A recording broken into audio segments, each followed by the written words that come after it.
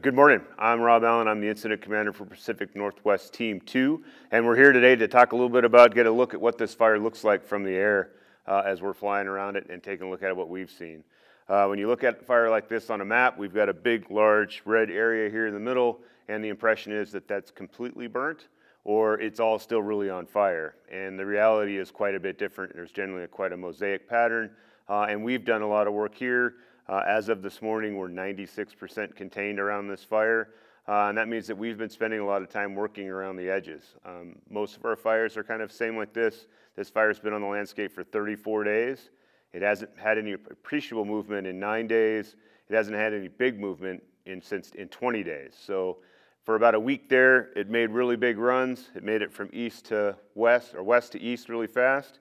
And then we were able to get around it. We've been able to hold on to it. So what we wanted to do for the folks out there is to get a look around at what our firefighters are seeing on the ground and what it looks like from the air. And hopefully this video will be a little bit something that will give you an idea of what we're seeing on the field. Here we're flying into the south part of the Bootleg fire, into the Gulf Charlie.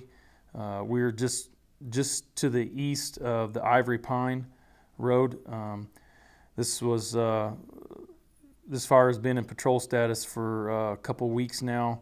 As you can see, no smokes, and that's just what we saw as we flew this around and from Gulf into Charlie.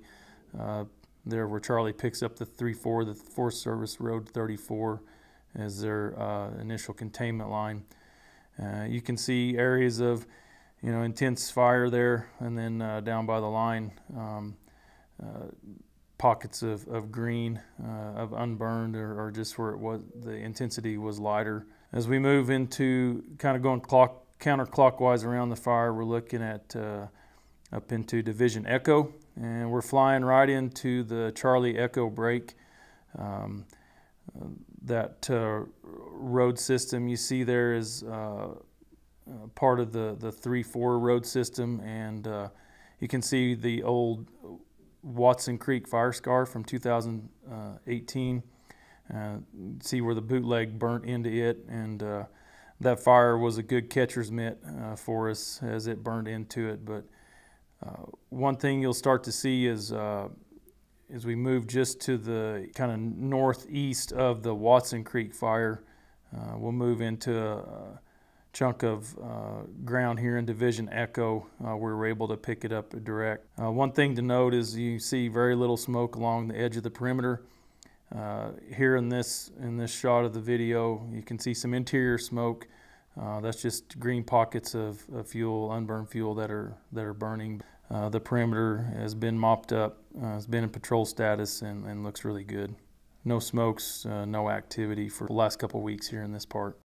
Here we're just starting to get into the Echo India break. We're looking at the 035 road and the big, it's a staging area or a push out. It's the junction of where the 2901 comes into the 035. The fire burned up into here, hit some this sparser fuels. You can see the meadows. There was also a lot of grazed down grasses and fuels here, so we were able to go in, pick this line up direct. We were able actually to get crews in. They went direct on the fire and was plumbed, mopped up. A couple weeks in that of work went into that, and they've currently pulled all the plumbing out of there, and it's just in a patrol status at this time. South of the Government Harvey Road, the 2901 road, where the fire came across the 28 road. You can see the 28 road just there. This is where fire made a push, the old original log fire, and when it crossed the 2901 road and moved up in toward the Winter Rim, we were able to use a road system, the 036, and picked it up with some direct line and also indirect. You're going to see the 036 come down into, this is the 2901 road we're looking at here. That firing operation, we got an east wind and were able to fire that out. They continued to mop up and patrol that, and the status of that is looking really good, as you can see along the perimeter there. Coming around here to we just crossed over the 2901 road. We're looking to the west. In the foreground, in the background, you can see the Saikan Marsh. This is where the original log fire was at, and we kept just working it along the 3219 road, paralleling it, trying to go direct, and we're going to be looking back toward the 28 road. But as you can see, conditions there, there's some green pockets, but very little smoke. This has really cooled down. And one thing we've noticed with the fuels, just after 2 or 3 burning days of burning, that they go out very quickly. So there is less mop up than in some locations of fires that we see here in this fuel type. I think another contributing factor was just the dryness of the fuels as well.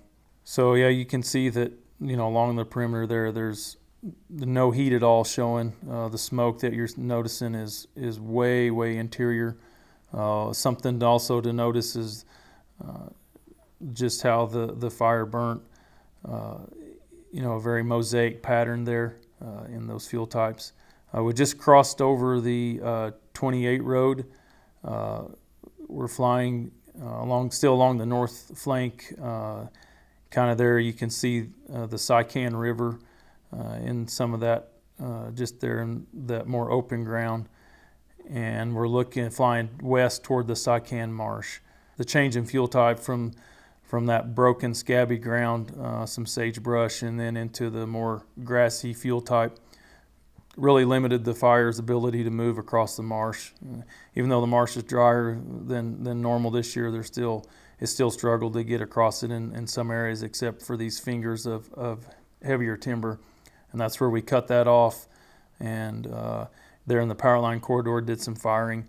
That's been in patrol status for the last couple of weeks. Where you see the smokes are actually down in the Saikan River in that heavier fuel type, but they're quite a ways, as you can see here, just in the line there, the black. One thing to note too is there's been a couple of rains on this, and so it's actually in some places hard to pick up actually what was burnt. It's just a little bit darker. It's not quite as black as you would think. Right now we're looking at the power line corridor where it crosses the Saikan River, and that's where we established some line, did some firing a few weeks ago, and that's been in patrol status, monitored. It ties back in as we're looking kind of back to the southwest. It ties back into some coal black there in the Saikan Marsh that it went out earlier. And right now we're just going to be flying across the marsh. You can see places where the fire, where it had available fuels that were cured out enough to carry across the marsh. They carried out, but in most places there really was no suppression action taken here. We just allowed it to burn, and it just went out on its own. All right, now we're flying pretty much over the center of the marsh where kind of the wettest, greenest area is. You can see on the west side here, the marsh, kind of where it was able to burn in those available fuels. No heat has been showing in this area for over a couple weeks. It was looking really good even when PNW 2 left from their first assignment here. Still continuing to look into the interior of the fire there. It's Coyote Creek just over the ridge. And you also see some indirect fire line that was put in there. That road system now picks up the edge of the black. You can kind of see some of the mosaic, some of the blacker pockets of fire, higher intensity. And it goes up, that's where it flanked to come up. This is Round Butte that's in the video frame now. And the fire that, when it made the push up over Round Butte, kind of ran to the top and then flanked around a little bit of the sides. The Alaska team was able, the day after we left or started going indirect, we're now flying around the north side of Round Butte. They were able to pick that up direct where it slopped over the top and move back down in toward that road system there. You can see the prep that they did there on that road. But that's Coyote Creek just in the drainage there to the west and south there around Butte. Now we're just coming into what we were calling the meadow in Division Kilo. It's where the indirect line came up up from Long Creek and comes up to this meadow and takes a turn to the north. But this is where we initiated some firing actions, started firing along this indirect piece of line. Again, that's all been fired out. It's very even hard to pick up black under the ground, you know, on the surface, but it's all burned out. This is that direct piece or indirect line that we're starting to turn from the west and look to the south. That's a little better shot there of Coyote Creek. One interior, you know, smoke, but well interior, nothing along the line. As you can see, the perimeters looks really good. So we're looking south back toward kind of west of the Sican Marsh, Long Creek, still flying along the western edge of Division Kilo and Mike, but we're looking at a lot of the firing actions that was taken here, and we'll continue to fly south just along the edge of that indirect line that was fired along the perimeter. But again, a lot of work's been done there. It's mopped up, been in patrol status for a couple of weeks now. Crews are continuing to pull hose and appliances and equipment off the line. And we're still flying along that western flank. This is Long Creek. This is where we come from the south as we were moving north, kind of going direct, anchoring and flanking. Went direct across Long Creek, you know, and then had to tie into the indirect piece of line. But we're moving back along, kind of flying south, back toward the original origin of the fire, coming up on some broken ground just north of the Sam Cabin Road, looking down into the Whiskey and the southwest portion of the fire. But as you can see, the perimeter is very secure, no heat, no smoke showing. Even interior here, you know, most of this was almost in a patrol status, almost, you know, over 3 weeks ago. So it's had a lot of time. It's been tested. You know, there's not really any issues that we're seeing that would cause concern for this fire to move again. Overall, you know, as we've flown around pretty much the whole perimeter of this fire, I think it